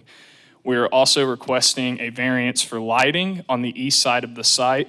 Currently, there's existing lights that do not meet commercial design standards. They are not full cutoff lights. And we are also requesting a variance for paving requirements for the private Highway 265 access. We request that this be a gravel surface, as this will only be used by the owners. And we're also requesting a variance for overhead power as opposed to underground, which was requested from Ozarks Electric. And I believe that the owners are here to share a little more on that. And lastly, we have a waiver request for the sidewalk widening along Highway 265. That's not before this body tonight. Oh, I apologize. No worries. Okay. We worked with the developer, he paid the fee in lieu, so we were able to take that off the agenda. Okay, thank you for clarifying. Absolutely. Staff would like to clarify real quick that there's also a variance request for outdoor storage, trash collection, and loading areas for the dumpster enclosure on site. The enclosure itself meets commercial design standards. However, the gate is chain link with slats, and that does not comply. Any staff comments? I will note that the Dean's Trail project is coming along. You guys are getting close, but I think there was a summary that I think commissioners got handed, which was basically just some background and history, because I think even some of these variances we have actually visited before has been denied, where the 12 months has since passed, so they can file again for said variance. So even if we go through a couple of these and take a couple of these, because I think it is important to identify which ones this body has already denied and they're asking for again, and why, and which ones are connected to the actual Dean's Trail large-scale development as opposed to some of the other dirt work that's happening with that entrance to 265. Sarah? So just for the commission's context, for the pedestrian flow, what we're looking at on the screen here, this is there are two structures that were approved for this development. The structure we are on right now is 1515 East Robinson. This is looking north towards Highway 412. On their development plan, they took what you see here is this pedestrian crosswalk, that brick pattern there. They took that to the right-of-way, and as you'll see in this picture, the pedestrian crossing was constructed in the parking lot, but it stops short at back of curb. It does not actually connect to the right-of-way. So that is for pedestrian flow. And then, as I said previously, the dumpster enclosure door. And then with the lighting itself, so on the west side of the building, the developer did provide full cutoff shield wall packs. However, on the east side, they are requesting to have these fixtures remain, which were not approved with the original development plan. And staff was able to confirm with a manufacturing rep that these are not full cutoff shields. And as you can see, they are angled slightly upward. And then as far as the paving requirement goes, we've got the Highway 265 access road that would lead to the rear of this development. This road has been here for quite some time. As the commission may be aware, there's been grading going on in this property for years now, and it seems as if the owner wishes to have it remain as is. And then, as Hunter touched on a moment ago, they wish to keep the overhead electric, which is located on the west side of the property. This location specifically is in between two commercial properties. And these lines, the poles themselves and the lines were pre-existing. However, the new connection, which you see crossing from east to west to the building, was not there previously. Therefore, they have to request to keep it. Any comments from the public? Commissioners? I have comment, and I'm going to speak very strongly on this lighting issue. The statement in the request for variance saying lighting pollution is already current in the area and has not created any negative impacts. I highly and strongly dispute that. There's significant issues in town in general, which I think we are working with our commercial standards to address and improve. And therefore, the existing in the area needs to be fixed, which is why I'm going to say very strongly against any variance in that regard on this project. Any other comments? And Thank you for that. I understand, and we will, and you were talking on the west side or the east, ma'am? Yes. The west side, we have now installed full cutoff lights that meet requirements. It's just the east side that's not in compliance. And speaking to the comment that was left on here, saying that it's not an issue in the area, and I just want to say that it is an issue throughout town. And I think every opportunity that we have to improve the appearance and also just the existence for neighboring traffic, neighboring areas, is in our best interest as a city. Understood. Thank you. And the access to 265, that is not part of, that's not delineated as part of the parameter of the Dean's Trail large-scale development, correct? It was shown on the plans that were approved. Was a connection to 265? The connection to but paved? 265. A variance was requested in 2024, it looks like, for it to remain gravel, and that was denied. So it was changed to concrete on the approved development plan, or pavement. It may have been asphalt. To be paved at this time. It was shown on there just to show connection at a time whenever we finished the other buildings on that side. It was never meant to be a part of this project. And I have a comment about the lighting. When the Pause. Could you give me your name, please? Gage Edwards. On the original lighting, our original variance was denied. We tried to put in the pole lights that were on the original plan, and we actually had to meet planning on site, and we were unable to do that because of the existing sewer and the sewer easement. The City of Springdale Water Department would not like us to put the pole lights directly on top of the existing sewer easement, and that's whenever we arrived at the lights that we have and have them angled to where they do cut off at our property line and aren't supposed to shine out. There is an additional pole light that we have got and gotten confirmation today that it is full cutoff that goes up at the road. I don't know if it's shown, but that is. I think that, have you guys taken a light meter over there and got over on the trail to prove that there is no light that leaks over off of our property? Well, I want someone to do that because I know that there's not any. When it doesn't go across our property line.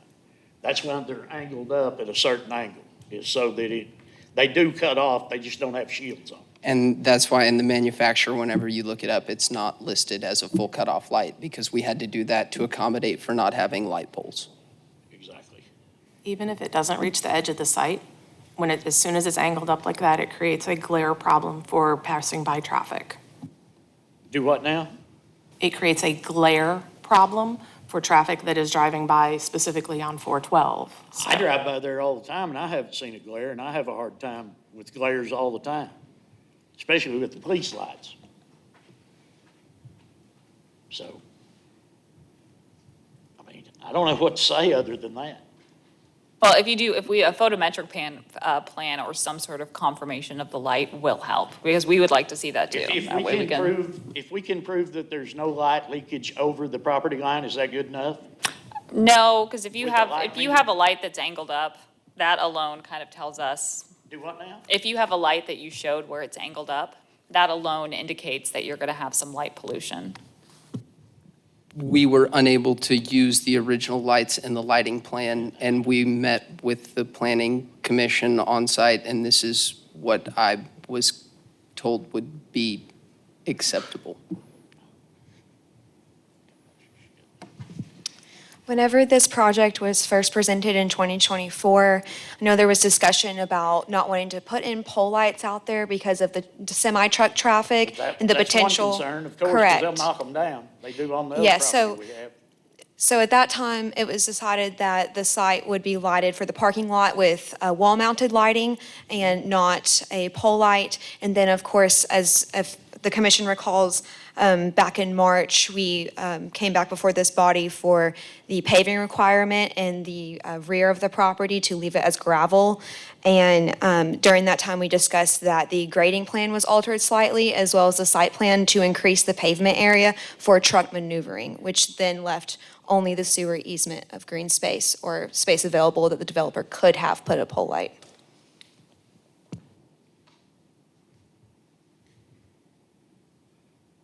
I didn't do the grading plan, so I don't know. I mean, we had to install a wall a retainer wall to be able to get the parking lot in, and right over by the sewer easement. I mean, that's all I do know. We ended up having to put a wall, and it wasn't shown on the drawing either, but that's what we did. Because it's the only way it would work. We didn't have enough parking.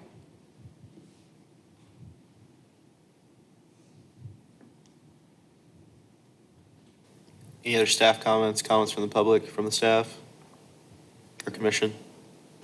What was the issue with this 265 access road? What were you all saying about it? I'd like to know that too. It was shown on the plans. They asked for it to remain gravel, asked for a variance once that was denied. So the plan set that we approved and was stamped showed it as a paved surface. They said that they didn't want that to be part of this development, but it was shown on the approved plan set to be paved.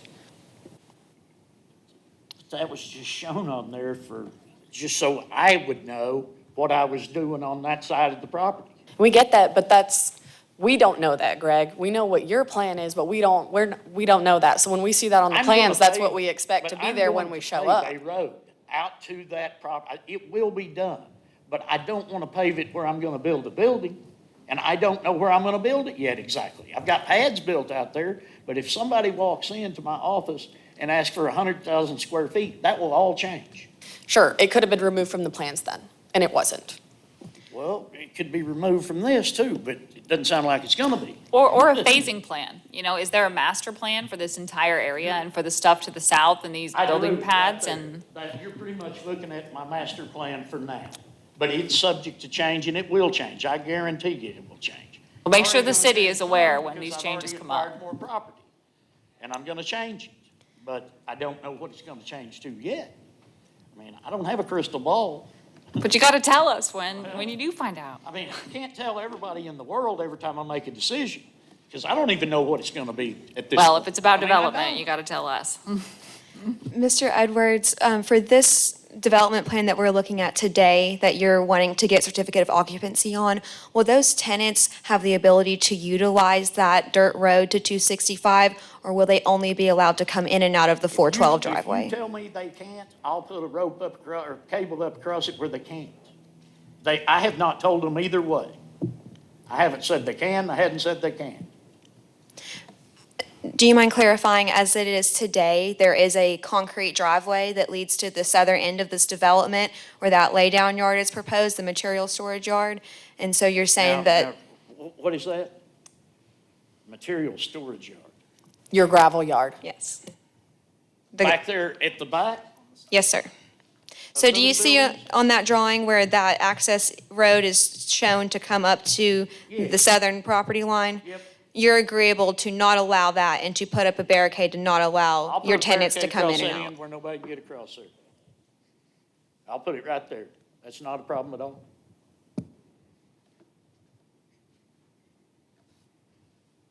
Again, we would need at least an updated one page showing that that's gonna be blocked off. Because if it's gonna allow two-way traffic and the tenants to 265, now Block we it need a off. 24-foot wide built to city standard drive.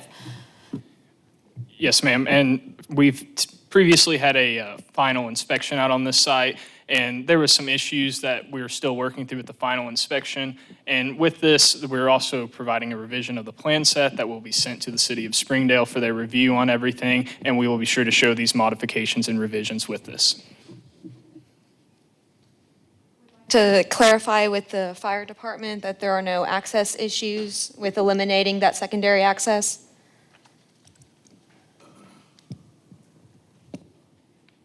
Yeah, we don't have anything there that needs to be, we have a turnaround there between the two buildings, so I think our access is adequate. Thank you. Are you guys opposed to tabling, coming back with the site plan that includes all this we're talking about? Do one. Are you okay with being tabled and coming back next month with more? I have part of this building leased. I have space leased in there that I'm supposed to be finished with in a month and a half, and I need to finish it. I mean, But if we do not and they deny this, that means that you're held to what we have right now and you have a year. I'll have to go a different route, because I'll have to do something else, because I promised a guy that I'll have him moved in there, and over this little bit of stuff, I don't see why I shouldn't be able to move him in. I'll sign an affidavit that I'll do what they say, but I cannot table this. I have to try to finish. I owe it to them. I owe it to my tenant to do what I said I'd do. Okay, we would like to proceed as is. Understood. Any other comments from the public, staff, commission, before we get to voting? I would like to assure this commission that the planning department will not release certificate of occupancy on this site without that resolved. Understood. All right, first is a call for the vote on B 26-27. There are 3 variance requests. Are we good? That's 67, excuse me. Are we good on voting all the variances together, commission? I'd prefer to keep them separate. Sounds good. We'll start with A, pedestrian flow. And that would be a call for the vote. Call for the vote.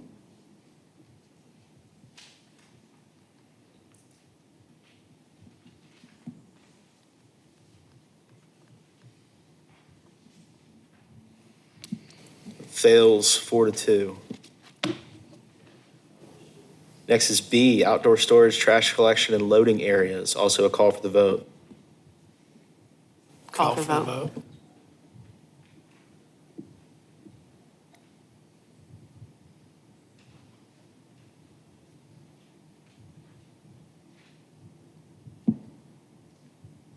That one is a tie, 3-3. It fails. Next will be C, lighting. Also a call for the vote. Call for the vote.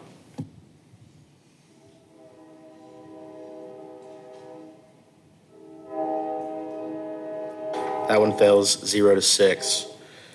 Up next is B 26-68. The first up is a variance from the paving requirement. That's a call for the vote. Call for the vote.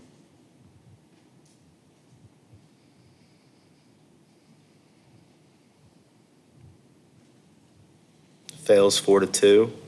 Last is the variance for the underground utility lines requirement. That is also a call for the vote. Call for the vote.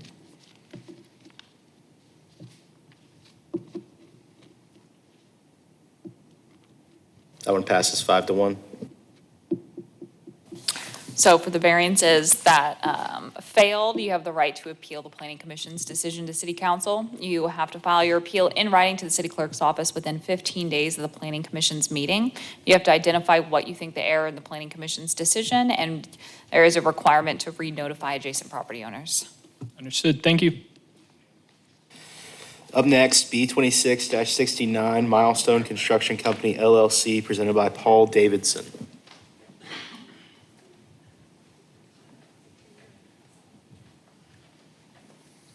Good evening. My name is Paul Davidson with Milestone Construction Company. This is Sam Hollis. He's one of the owners of Milestone Construction Company. We purchased the lot to the left of our existing building to do an expansion for our laydown yard area. And so really we're wanting to put a fence up around the entire property, and we already received a variance to put gravel down inside the fenced-in area, but there's a few things that we kind of came up that we wanted to address too. So on the east side of the property line, the design standards call for landscaping, and that's going to be in between our 2 parcels. And basically, we're trying to open up our existing laydown area into the west and be able to just drive equipment, storage, everything between the 2. So the hope is to remove the entire fence that's on our current west side, which would be the east side of this property, and not do any landscaping there. On the west side, it also would call for landscaping, and with some trees and everything. There is an existing water line so one of the comments that we received from the city was that the Springdale Water requested 7 foot away from the water line. To move it 7 foot away, it puts it up pretty much against our fence if we maximize our fence area. And so we took the tree part of that out, but left the bushes, the bush requirements in there to try to meet that standard. And then we left it on the south and the north side, everything that was required. The third thing that we have on there is a lighting. We didn't show any lighting on our lot because it is a storage laydown yard, and it's not for parking, not for really, I mean, just day use. We bring stuff, pick it up, take it away, and we didn't want to kind of draw attention to our storage area for anybody to entice anybody to do anything that they didn't need to do. That's pretty much it. Thank you. Staff comments? I will say I wouldn't be doing my job unless I at least brought it to your attention that their SEPTED principles, just crime prevention through environmental design, highlights lighting as safety. I know sometimes it feels like it draws attention, but it also is a big, big safety factor. Any other staff comments? Public? Commissioners? So to clarify, you're looking to seek no lighting in that area? Is that? No Was there a light. street light on the plan, Katie? Or is there, There's an existing street light on the northwest corner of McKenzie and that light the drive at least? That's at least one thing the city, just in case if somebody was to be pulled over or was in that It's- area, we just want to make sure that there's, it currently, honestly, I'm rarely there at night, so I don't know how well it lights up the area, but it is on the northwest corner. I've driven past it. I feel like it does light up that corner of their parking lot, like their sign and that, like some of the parking spaces on the corner and that little drive-in area. I believe it's all lit up. Yeah, I think the streetlights were done with the subdivision and do meet city standards. Anybody else? I get the not doing the landscaping on both sides, but would the trees be allocated that were supposed to be on those two sides across the top and the bottom? On the north and the south end, all the trees that were required are there, For the total project or just for those two sides? just for the two sides. I would say put the total. Okay, I mean, I just didn't know, I just, the density of the amount of trees. I Depending don't know if on it- y'all's recommendation, but if it can fit and looks good, would it not be, is it an option or no?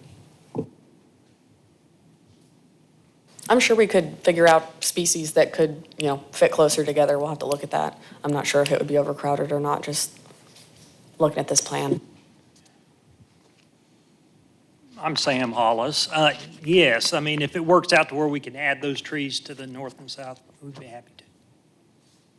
I just wanted to comment one thing. If you do at some point in the future want to do lighting, putting motion sensing on the exterior lighting can help with your security so that, it can minimize how much it's being used and motion catches people's eye. And so if they see a light come on, they're more likely to be drawn to seeing, hey, there's an issue here, but then it wouldn't be on most of the time. Mhm. how tall was your fence? It was a nice material. It's an 8-foot Trex fence, so we're trying to Yeah. protect and hide and cover everything, keep it out of public view. If there are no other comments, this would be a call for the vote on the variances, if everyone's going to take them together. Call for the vote.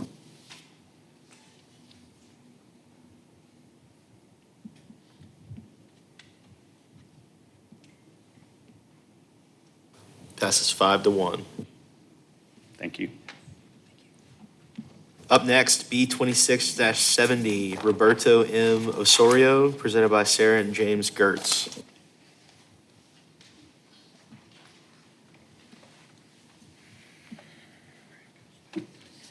My name is James Gertz, engineer on this project. This is to coincide with a lot line adjustment, lot split going through administratively through the city. We're looking to be bringing a future subdivision in the parcels that are being remaining. There's a mortgage associated with the overall tract that includes the house lot plus the 2 tracts. The lot line adjustment will eliminate the line, and we want to reduce his mortgage area so he can renegotiate with the mortgage company and leave the remainder free and clear for subdivision development. And so the reduction from the 75 or the 70 foot for the zoning is 55 and a half will accommodate the future right-of-way and easements leading to the back subdivision. So here to answer any questions you may have. Any staff comments? Anything from the public? Commissioners? If there are none, this is a call for the vote. Call for the vote.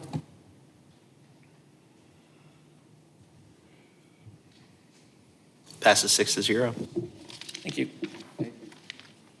All right, next we're moving into waivers. Up first is W26-25, Cayetano Garcia Rodriguez and Bertina Garcia, presented by Ricardo Garcia. Hello, I'm Ricardo Garcia, here for Cayetano and Bertina, AKA my parents. They are requesting a waiver for sidewalk requirements on 4300 Croxdale Street. Any staff comment? Anything from the public? Commissioners? I don't think there's currently any sidewalks down Croxdale. I believe we've approved, I'm not sure when the most recent Croxdale waiver was, but within the last year. Yeah, this is one of those streets where we don't have curb and gutter, we don't have storm drainage, it's all roadside ditches, that would make it difficult to install a sidewalk. If there are no comments, this is a motion to forward to council with recommendation of denial or approval of the waiver. Motion to send to city council for approval. Second.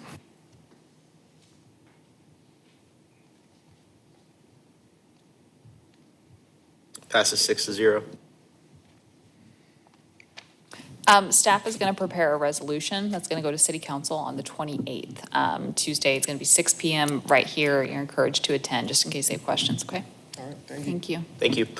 Up next, W26-28, Ryan and Kristen Hartley, presented by Ryan and Kristen Hartley.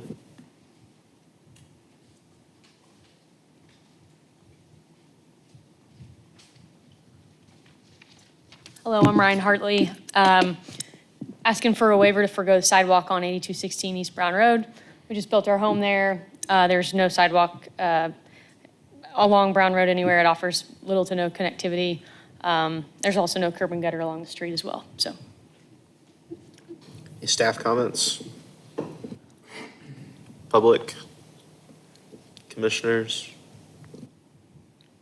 If none, this is a motion forward to council with recommendation of denial or approval.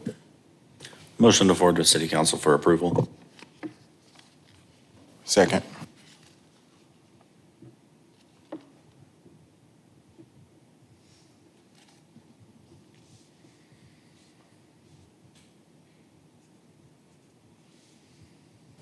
Passes 6-0.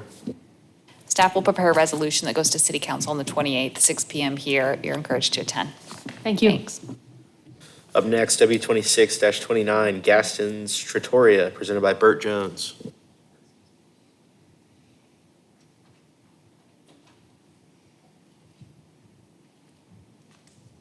Good evening, I'm Burt Jones, and we're requesting a waiver for street improvements in front of our new trattoria. Any staff comments? Do we have an aerial? Or can we show where it is? This is a new restaurant they're going to open on Holcomb. And I believe right now we have a non-large scale under staff review. And is it for the deck or the front?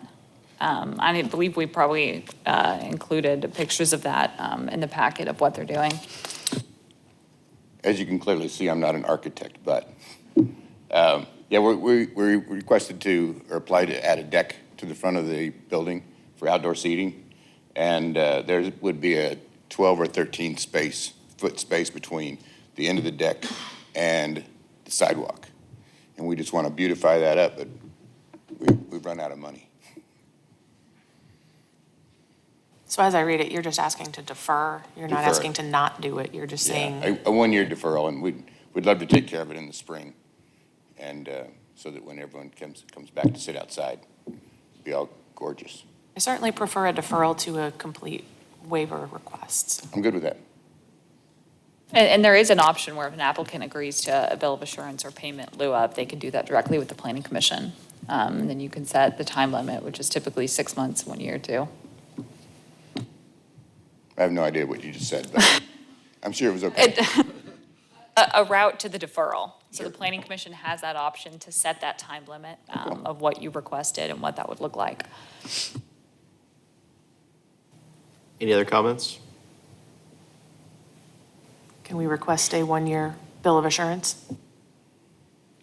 Which would basically defer it for, Yes. for 1 year. And we Yes. would set that 1 year, and then Sarah would come knocking. So then this would be a motion to forward to council with recommendation of denial or approval, if it's with approval with that 1-year bill of assurance. Motion to forward to council with recommendation to approve with a 1-year bill of assurance. Second.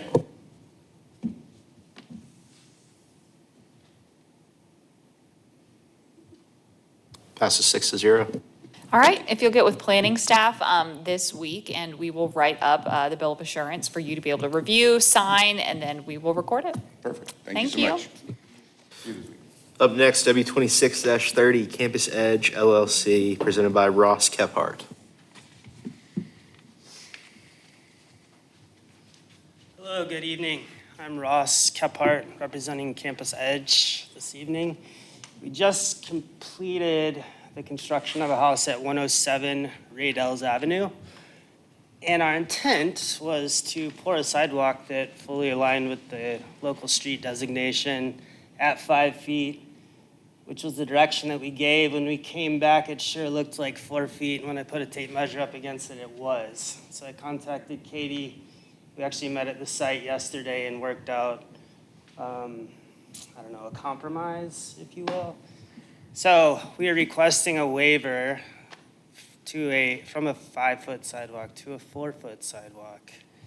But I would like to note, our intent was to construct a 5-foot sidewalk. We just didn't execute well.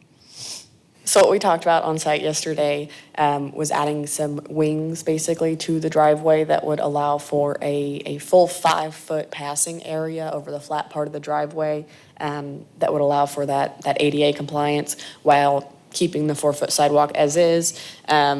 Talked about adding 1 foot onto the back of it to make it 5, but didn't really think that that was going to work out well. Probably settle, end up with a trip hazard eventually.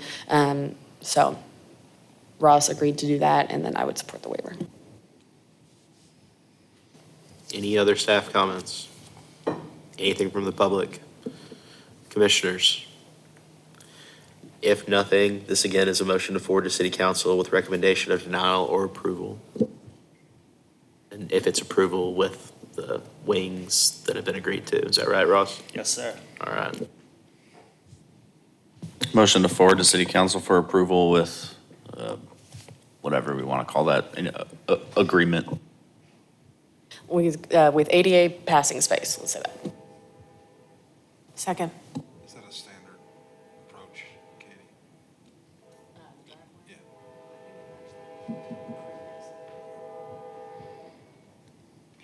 Passes 6-0. Staff will prepare a resolution for the 28th. Yes, ma'am. Thank you, guys. Up next, W 26-31, the Goring, presented by Craft and Toll.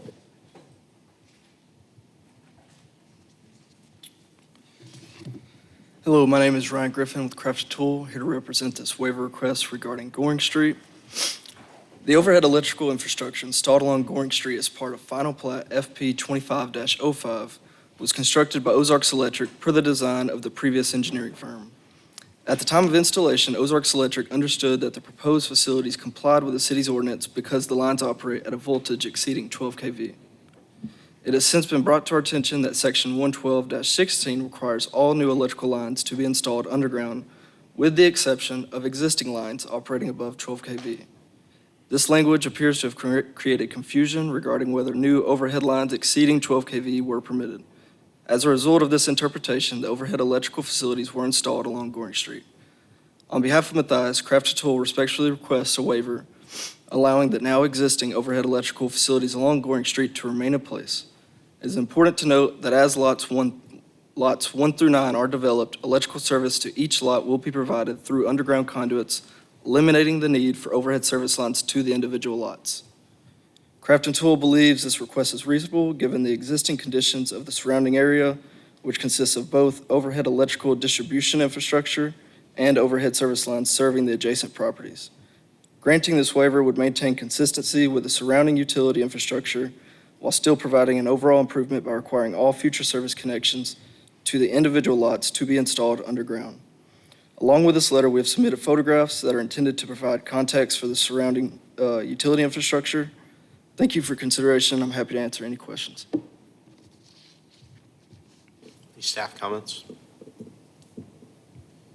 Public?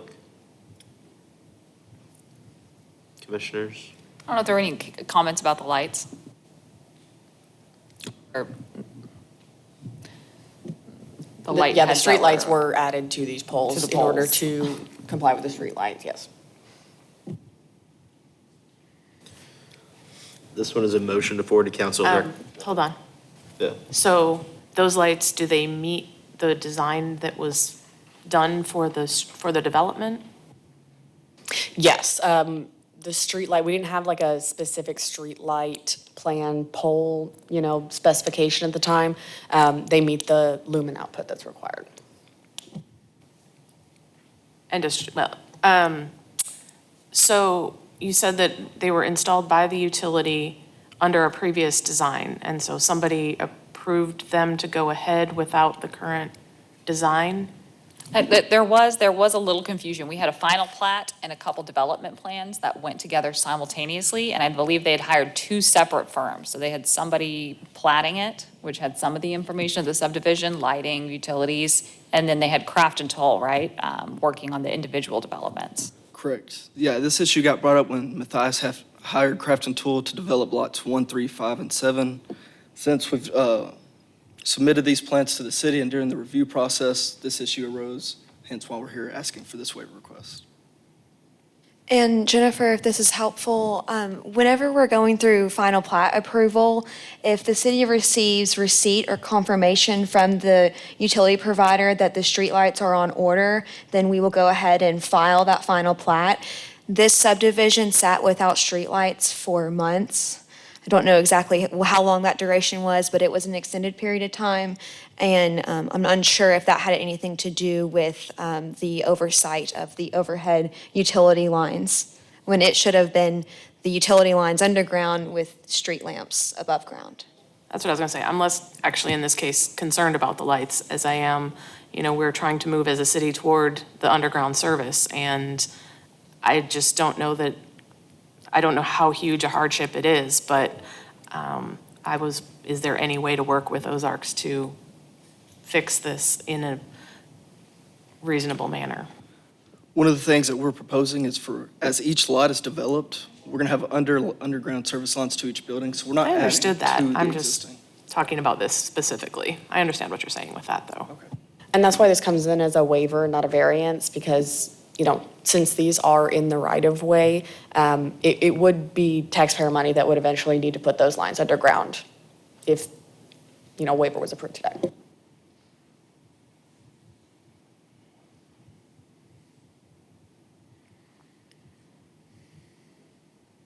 Anybody else? It's definitely opened up the relationship between the city and some of these utility companies. It actually gave us, we have had a lot better communication and more direct communication with Ozark specifically because of this issue. And have come out with some better understanding, I think, on both sides. But I'm not sure what that remedy looks like. So for based on that Ozarks. understanding, they would have been able to go underground if they had known better? Correct. From talking to Ozarks, it was our understanding that this was a financial choice.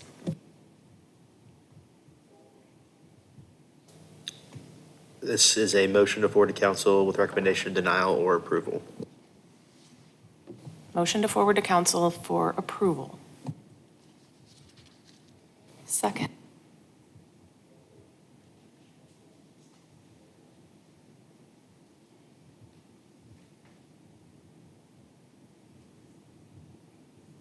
Ties, so it fails 3-3. All right, staff will still prepare a resolution that is going to go to city council on the 28th. So it will have the recommendation of denial from planning commission, but you can make your case then, 6 p.m. here. Thank you for your time. Up next, W26-32, Sean and Kristen Harwell Revocable Trust, presented by Sean and Kristen Harwell.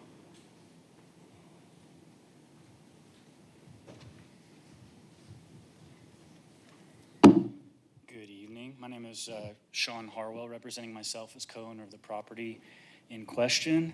I'm appearing tonight to request a waiver of the sidewalk improvement requirement for our primary residence building project. The three main reasons for this request are as follows. Our property fronts State Highway 112, maintained by RDOT. Currently, there are no sidewalks anywhere along this corridor. RDOT is working to widen the highway, and it will include a finished sidewalk in front of our property as part of job number 040860. The job is in the land acquisition and condemnation phase, but the construction sequence is out of our control. Lastly, the Arkansas Highway Commission has already issued to us a sale of real estate for highway purposes contract for our signatures. They are requiring 1/5 of an acre from us to extend the right-of-way in preparation for the highway's widening and sidewalk installation. For these reasons, we're asking the commission to waive, or the city to waive, the sidewalk requirement for our building project, with the understanding that the sidewalk improvement will be delivered by RDOT at a future date. Thank you for your time. Staff comments? Public? Commissioners? This one is also a motion to forward to council with recommendation of denial or approval of the waiver. Motion to forward to city council for approval. Second.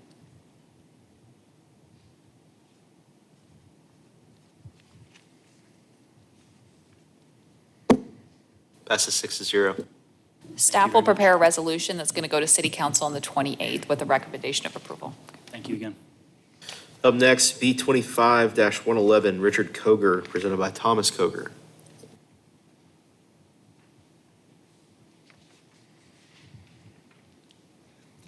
Hello, my name is Thomas Koger. I am here requesting an extension on the paving requirement at 1404 Shady Grove Road in Springdale. I have been working on it. I'm just waiting on surveyors and the asphalt company. So brief recap, I don't have the dates in front of me, but Mr. Koger, they did an informal plat, and they want to open the building that's highlighted in green up for business. They asked for a variance for paving in the front. I believe it's gravel. They had a year bill of assurance. Hold on, Sarah's going to chime in. The 6-month bill of assurance approved at the December 2025 Planning Commission. So here we are. So they're asking for another 6-month extension on said bill of assurance. Any public comment? Commissioners? Let's call for the vote. Call for the vote.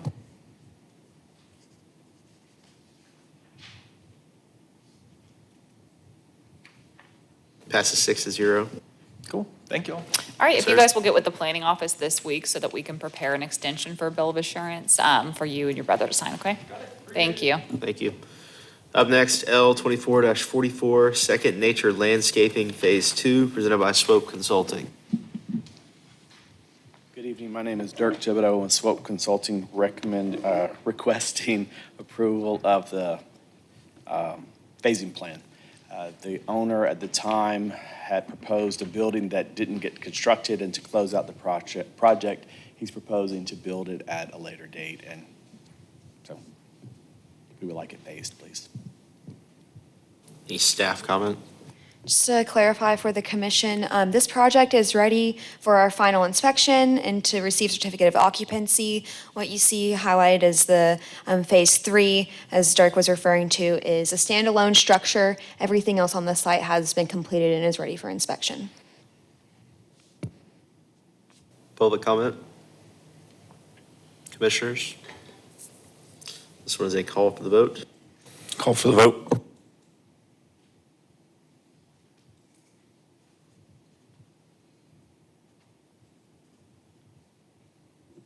Passes 6-0. Thank you. Next up, L25-15, Vale at Watkins Apartments, presented by Craft and Toll. Craft and Toll, going twice. Maybe they forgot they had. Craft and Toll one last time. All right. Next up, Planning Director's Report. All right, everybody. Good news, July work session is canceled. We typically take a break for July and November every year, so we're going to go ahead and continue that. So enjoy this third Tuesday evening, and then we'll reconvene for the August one on the 18th at 5 p.m. Couple updates, certificate of occupancy, and Sarah chime in if there are any others. Via Emma, Ruth's Landing, Modern Storage Phase 2, Buildings B and C, and Chandler Village Phase 2 and 3. Recap on some of the non-large scale developments that we have that have come in that are just reviewed under the staff administrative level. Via Emma parking expansion, they're adding some more parking. ESI expansion of their office building. Some more parking for Railside Downtown Mixed Use Building, Calvary Free Will Baptist Church, M Mile, which is over on Watkins, 1804 South Powell, a retail development, and Gaskins that Mr. Jones was just in here talking about on Holcomb. As other updates, FYI, B2646, which was Masters of Disasters. They are appealing a variance denial. They asked for above the maximum sign height. They're out on 48th, and they're adjacent to I-49. So that was denied, and the appeal is set to be heard before council on July 14th. Council update from June. Everything that had passed. We had several rezonings, a conditional use for that Spency's Pizza. There was only one project that was not passed. It was the rezoning R2624, from I-1 to I-2 on North Monitor Road.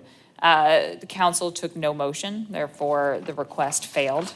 And there was a rezone from C2 to C6 at the corner of North Thompson and Randall Wabi where there was no emergency clause passed.